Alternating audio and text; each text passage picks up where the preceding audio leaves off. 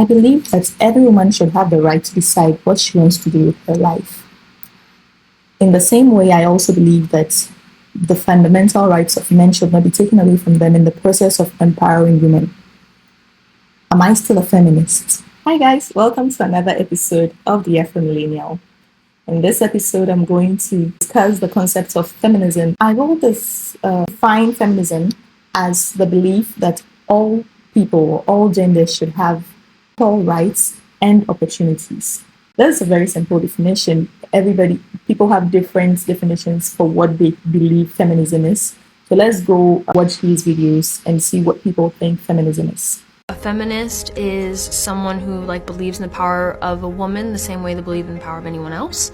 Say it with me. It's all about choice.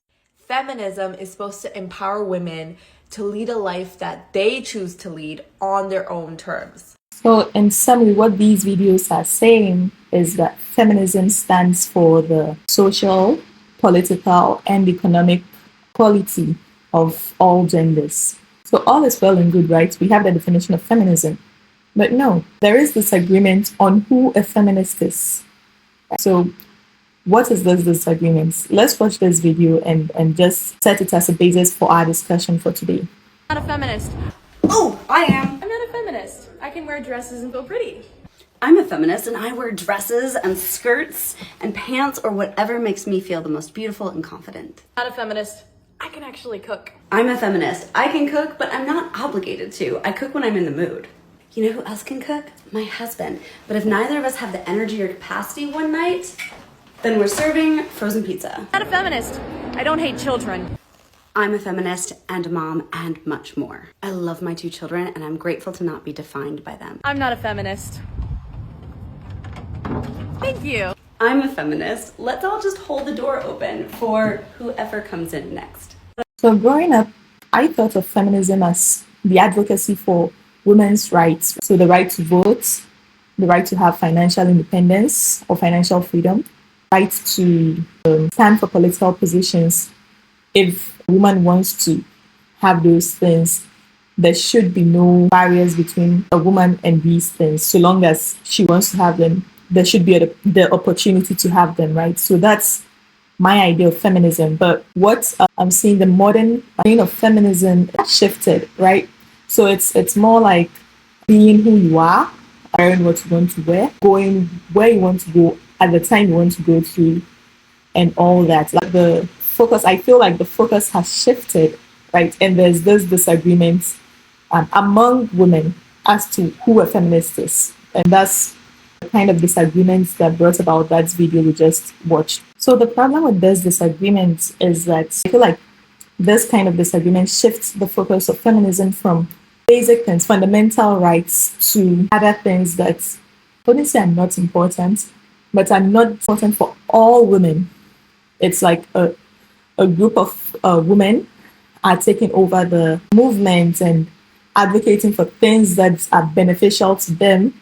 And this is at the risk of other people's fundamental rights being overlooked.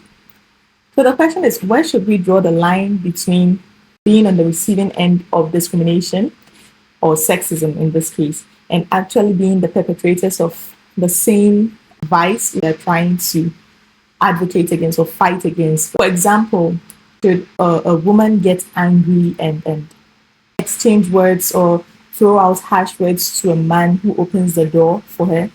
People do that. I feel like it's just a matter of courtesy. I open the door for whoever is coming next. If it's a man who opens the door for me, I say thank you and I move. I just feel like that's courtesy. That's what people are trained to do, right? Women open the doors for me all the time when they are going somewhere, and then I'm next after I'm coming in. So is it right? Why does it trigger people that a man should open the door for a woman? We victimizing ourselves in a way. Let me know in the comment section what you think about these kinds of behaviors, or these kinds of this strain of feminism that we are seeing, this modern strain of feminism, as opposed to what's the traditional concept of feminism that I grew up knowing. Another problem I see with this is that if we can't agree on the concept or on the definition of feminism, on the meaning of feminism, then how will we be taken serious as a group, a whole group, right? If we are fighting for rights for women and then we can't even agree on what we are fighting for, then does it give reason for us to be taken seriously? Is it something that will undermine the seriousness of this movement, this kind of disagreement we are having amongst ourselves as women? Also, what does this kind of disagreement mean for people in other parts of the world who are still fighting for basic rights or fundamental rights like the right to vote, the right to financial freedom, the right to political freedom, to hold political position, and all that, the right to education, right?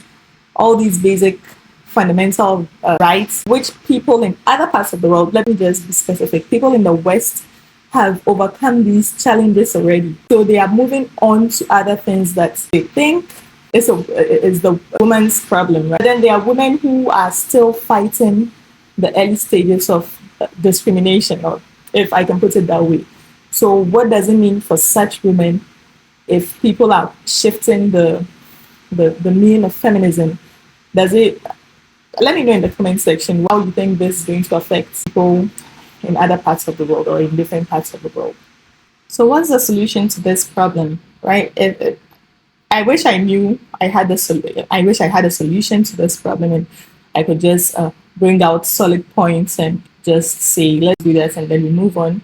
But no, I don't, because this situation is complicated. It affects everyone. Every woman is different. The needs for every woman in different parts of the world are different. So let me know in the comment section. I would like this to be an active discussion so we can bring up points to help the movement go where it's supposed to go, right? So since we are not saying, do you think the concept of feminism is a one size fits all? Should we follow that movement or look for other movements? Like I've heard of intersectional feminism, which advocates for it looks at the intersection of different types of oppression, not just sexism. It looks at racism, sexism, ageism, all the other types of discrimination that affects women, right? It looks at them in an encompassing way to get to the root of the problem and solve everything all at once. And or should we look at it from a very specific view, isolates the problem like each group of women and so-called something like womanism? It's more specific. And it looks at problems of different people, like a woman, like what are you facing as a woman? And let me know what you think in the comment section about what's the best way or the best route to take from this. Should we still go on, maintain the fight or the concept of feminism and go with that? Or should we look at more broader terms or more narrower terms? Should we look at other concepts like intersectional feminism or womanism, that kind of thing? Let me know what you think in the comment section. Let me know what you think about this. Let me know how to take this forward, because I feel like it's a very important issue that affects not only women but also men, because if feminism is taken out of control, it's going to affect men's rights.